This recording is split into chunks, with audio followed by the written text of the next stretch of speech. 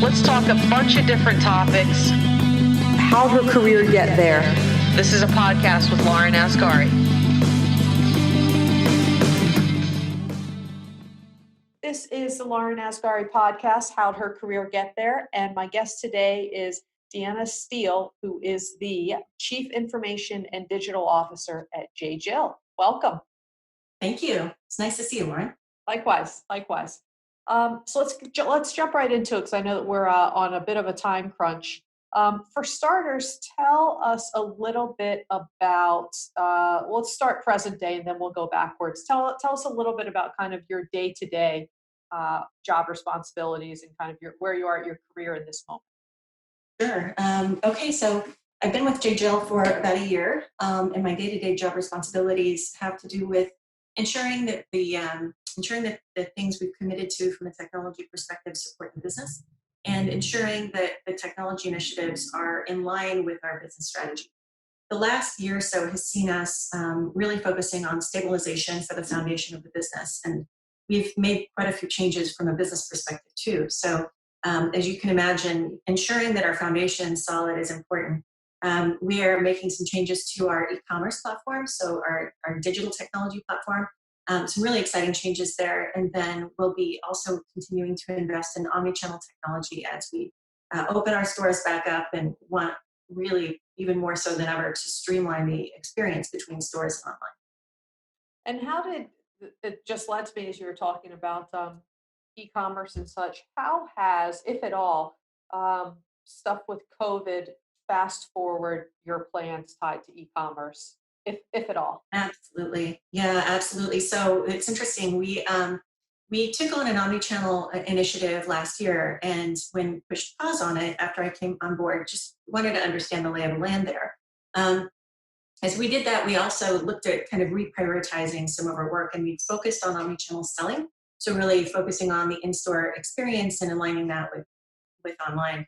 What COVID's done is absolutely advanced our capabilities in things like contactless payments and curbside pickup, as well as needing to enhance the very real time experience around returns in the stores. So, we've learned a lot about what our customer is interested in and what she's not. Whereas a lot of retailers have rolled out curbside and that's working for them, especially I think the big box stores. Our customer really wants to come in and try clothing on. And so we've had to manage sort of the in-store experience as well, and absolutely advance those capabilities.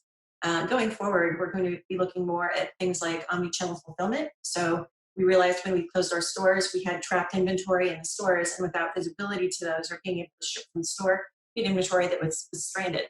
So we definitely want to evaluate implementing those capabilities so that should anything happen with the second wave, we aren't stuck in the same position.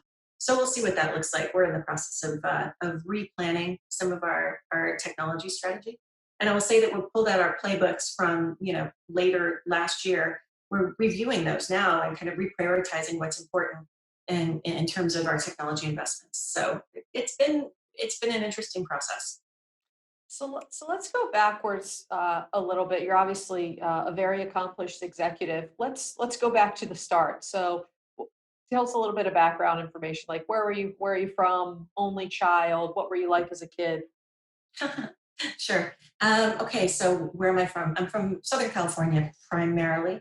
I grew up in Orange County, California, and started my career at a retail software company called Island Pacific Systems.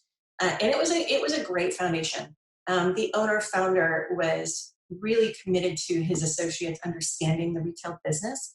His thinking was you couldn't automate something if you didn't understand it, and he didn't want his associates out with the clients if we couldn't contribute and really add value. So we went through the process of having to give him demos of the software in front of him and the VP of engineering, which was not only a little bit nerve-wracking, but also ensured that we knew our stuff. And that really drove my, I think the importance I place on being a student of the business. So really understanding the business drivers for whatever business you're in, whether it be in the retail industry, other consumer packaged goods, or anything else.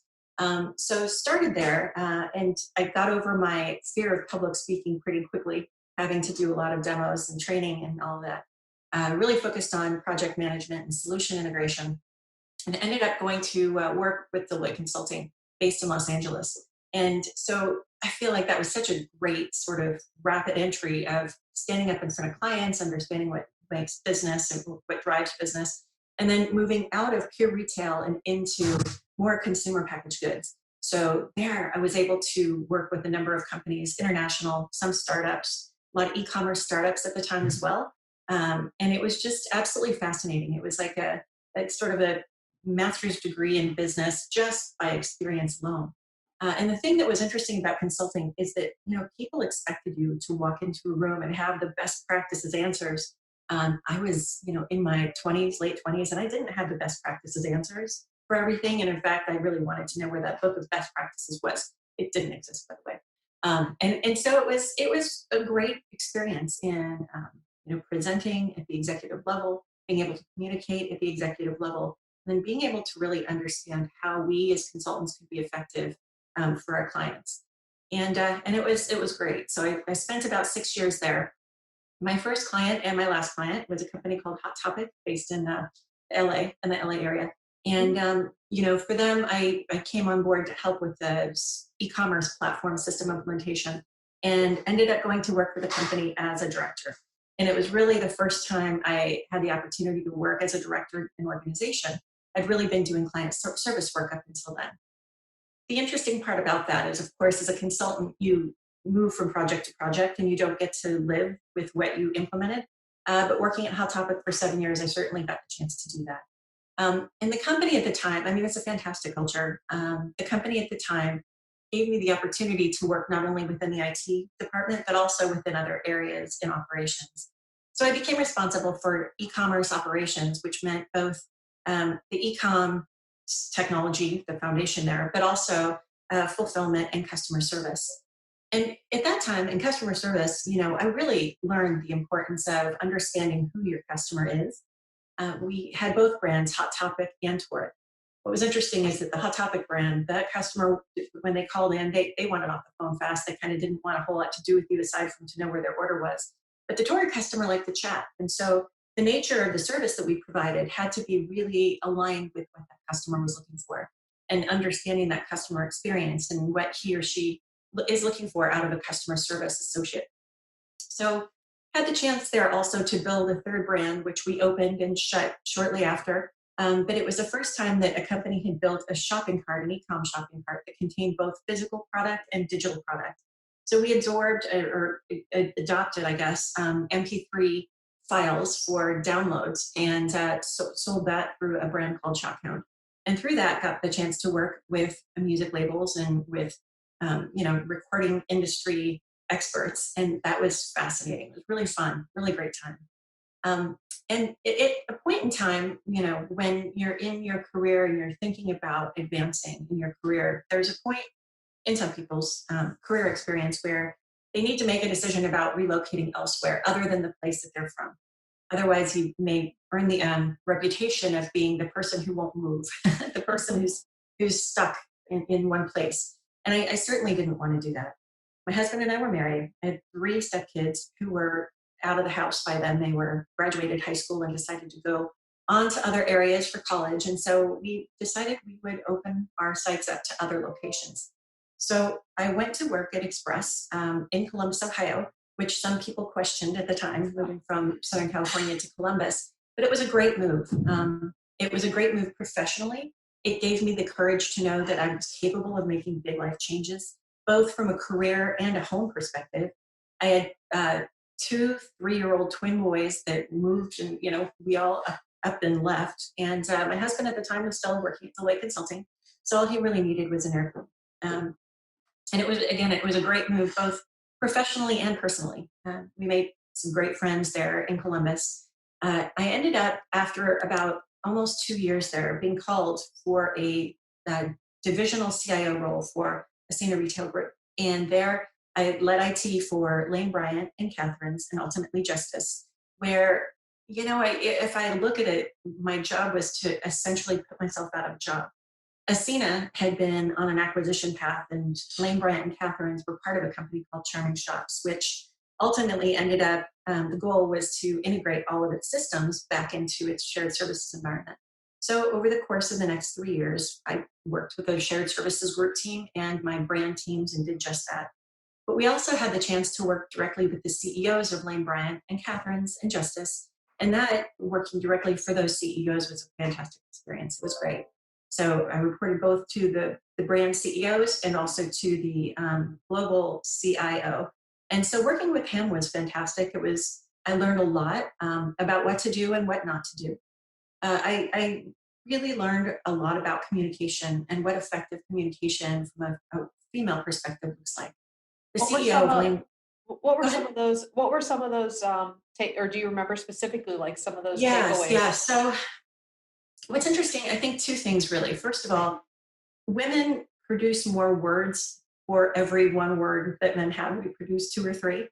I had to learn how to edit my conversation and be more effective in communicating with men. I think that was a big deal. I had to understand that while my CEO, Linda, and I had a communication style that was very effective for the two of us, it was very different from what was effective with our CIO. And I had to learn how to edit myself, frankly, and be more direct. The second thing that I learned was around perception of confidence. I have no doubt that I'm confident. I know that no doubt my ability to deliver, but without editing down, the communication may come across as having a lack of confidence, when in fact it doesn't have anything to do with that at all.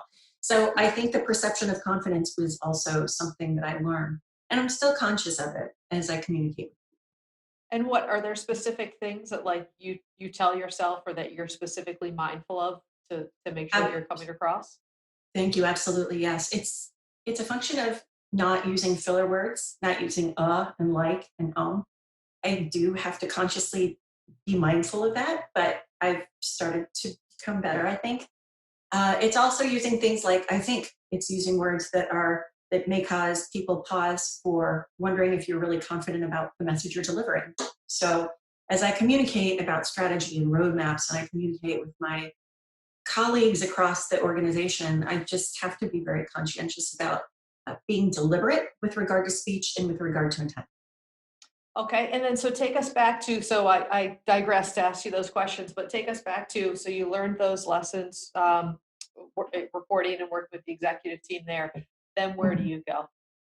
Then, so at the time, again, I mentioned my role was to basically eliminate the need for the brand CIO role. So over time, I did that. And the company decided, of course, it was going to reorganize about the time that the CIO and COO left.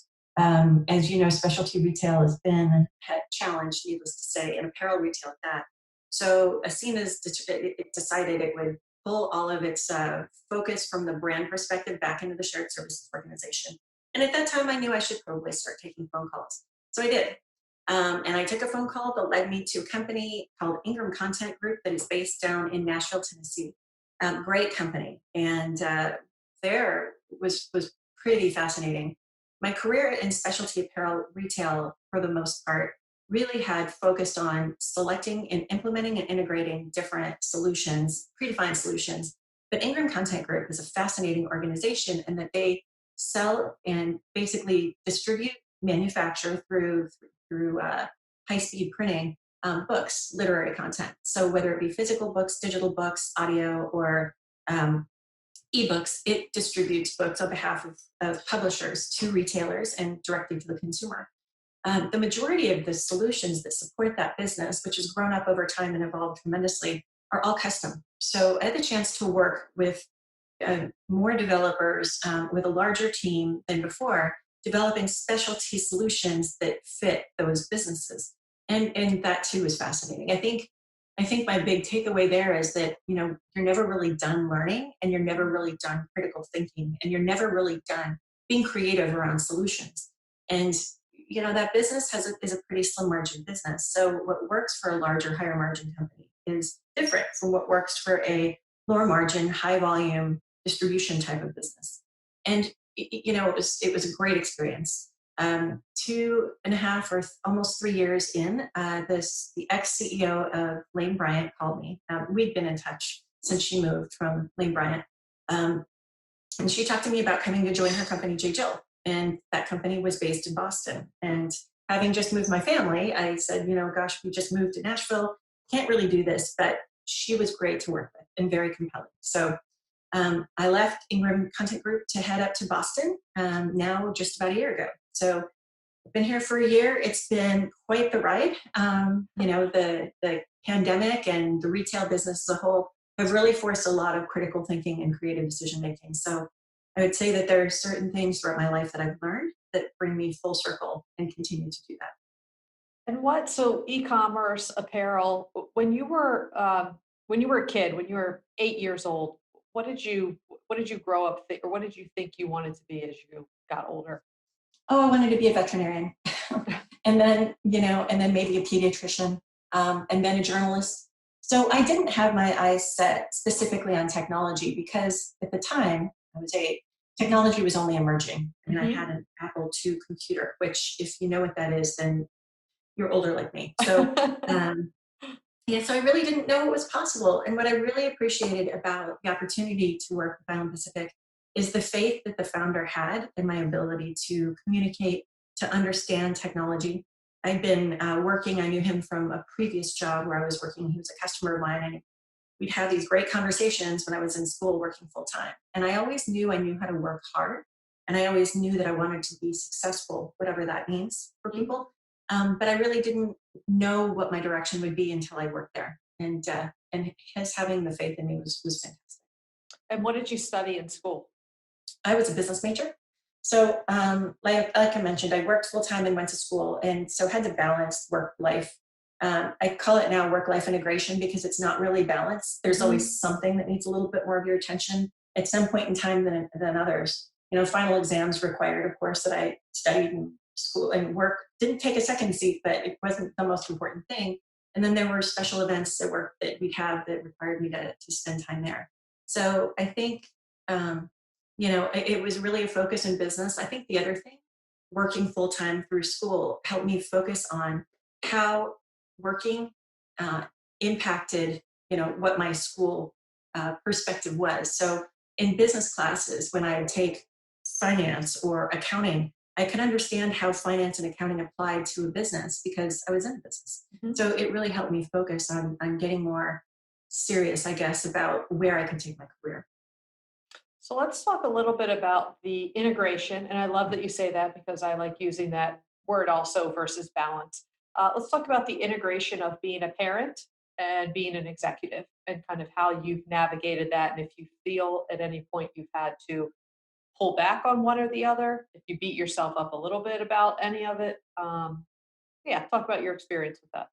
Good question. So my experience with being a parent actually goes back to when I had my stepkids, when they were around, living at home. I met them when they were 4, 6, and 8, and we saw them every week and every other weekend. And I always made time to spend with them because I knew how quickly childhood goes and how for a very short time, how much you have 100% of their attention. And so I always made it important to be present, whether it be present with them or present with my boys now. And there are times where I have to focus more on work, either a large project or what have you. I just try to make sure that I spend time with them when I'm there. So not distracted with my iPhone or not distracted with other things. And that's still important. I think the other thing that I try to do is create deliberate memories. So I don't know about you, how you grew up, if you go back and play the memory game whenever you get back together with your family, but, being able to say, oh, remember the time, ... Growing up, I'm the oldest of 6 altogether. And so I just remember how dynamic that experience was and how many great memories we created together. So I try to do the same thing for our boys. It's not always easy and plenty of mom guilt for sure, but I hope that the benefit is a lifelong memory of what we do together versus maybe how much time I have to spend. And what is, you alluded to it earlier, but for you, how do you define success? That's a great question. So I think the definition of success now differs from what it looked like before. And people who work at Deloitte will tell you this too. I used to look at success as the partner at the firm or the CEO of the company or what have you. And I know after moving into different roles, that the role matters to the degree that it matters to you, but And to me, it does. I mean, I'll be deliberate. I had a conversation with a CIO or COO, I recall, back in one of my jobs, and he said to me, "Well, Deanna, why do you want to be a VP? Why do you want to get to the next level?" And I looked at him and I said, "Well, what's your title?" And he said it was COO. I said, "Yeah, do you like it?" And he went, "Yes." Okay, I got it. I got it. So now I think success means having healthy boys, having a healthy family, being happy with where I am, remaining fit and in shape, getting outside to exercise. For me, it's outside. I run. And it's also, yes, about being respected and helping a company achieve what it needs to achieve. But I think everybody else's success needs to be dependent upon what they're goaling on and what makes them happy. Love that. I love that. Um, what earlier in your career, what was some advice either that you have for people early in their career or advice that you would have given your younger self? Yeah, good question. So advice, both. I'll give you a little bit of both. One is don't bring me problems, bring me solutions. My boss at Deloitte was all about that. I would call him and I'd give him a little bit of an update on something, and he said, "Okay, and the solution would be what?" And I would have to stop before I called him again and come back with a solution. So that's the first thing. I think the second thing is be good to yourself. You know, you deserve to invest in yourself. I don't mean indulge. I mean invest in yourself, invest in your education, invest in your career, continue to be curious, don't stop learning, and don't think that you have all the answers. I do like to say that there is no the smartest person in the room, right? So recognize what it means to be a part of an amazing team and try to build that. That I think is something that I continue to learn over and over again as I work with amazing teams. Love that. I love that. What is, if you were, advice that you have for anyone who maybe is thinking about a career change or moving to something where just maybe historically they haven't been great at or have experience with, or taking on a new opportunity? What guidance or Yeah. advice would you give them?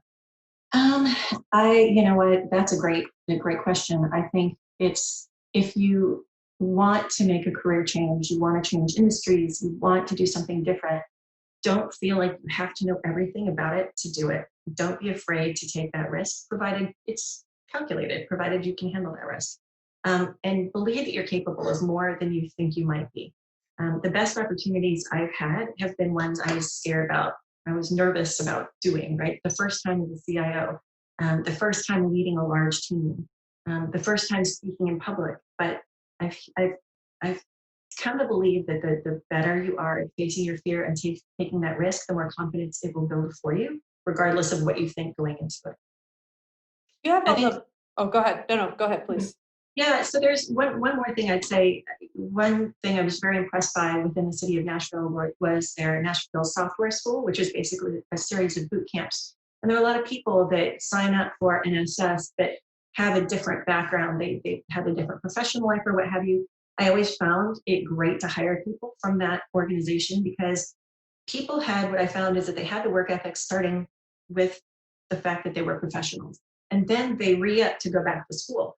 And that just meant that they were really diligent, passionate, and driven to pursue what they wanted to pursue. So I would encourage people to look for a boot camp, look for a training opportunity, look for something that will help you retool those skills to the industry that you're looking in. And you touched on it a little bit there. What do people have to do to impress you from a professional standpoint? What catches your eye? Energy, people who are self-starters with a good attitude, people who are optimistic and maybe have a little determined optimism. It can get people in trouble, but it's also a good thing. It means you're going to look for the way to make things work.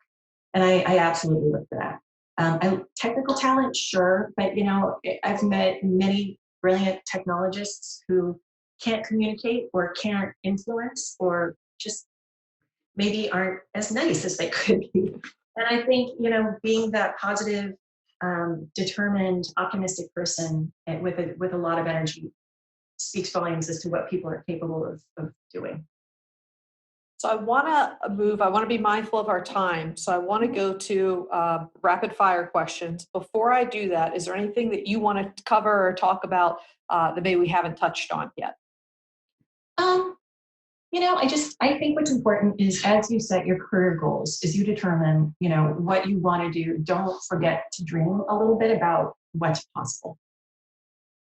Okay, I love that. That's what do you think? I'm going to ask this one last question before I get to the rapid fire. What do you think limits people from doing that? Meaning, is that something taught, or is that it just innate in who people are? So I can't tell you how many NPR segments or podcasts I've seen on things like this, but it's sort of that, it's the fear of being found out, I guess, the imposter syndrome, right? So people get to a certain point in their career and then they wonder when people are going to start figuring what out. I think negative self chatter is detrimental, and it's a little too easy to listen to it because I think most people have a little bit of that running in their background. But the more you can learn to channel that into better positive self chatter, the better off you'll be in order to accomplish, what might be possible, right? You won't let it talk you off the ledge. Yeah. All right, so let's move to rapid fire questions. These are either or, unrelated to anything that we've talked about so far, and we'll do this to close out because I know that Right. you have meetings to get to. All right, Netflix or cable? Netflix. Sand or ocean? Ocean. Brick or stone? Stone. Cat or dog? Oh, no, you can't make me do that. Dog. Written book or audiobook? Written book. Sing or dance? Sing. Coffee or tea? And the last one I added just for you, West Coast or East Coast? Oh, no. Oh, wow. Oh, well, I'd have to go with where I grew up, West Coast. But I love the East Coast, so don't hold it against me. All right. That is it. Thank you so much for taking the time. I know that you have a busy schedule, and I really appreciate the time to catch up. It was great talking with you. Thanks, Lauren. Yeah, great talking with you too. I appreciate it. And thanks for giving me this opportunity. It's been a lot of fun. Absolutely. Absolutely. This is the Lauren Asghari podcast, How'd Her Career Get There? And my guest again is Deanna Steele with the Chief Information and Digital Officer at J. Jill. Thank you so much, Deanna. Thank you. Take care. Bye. Bye-bye. You too.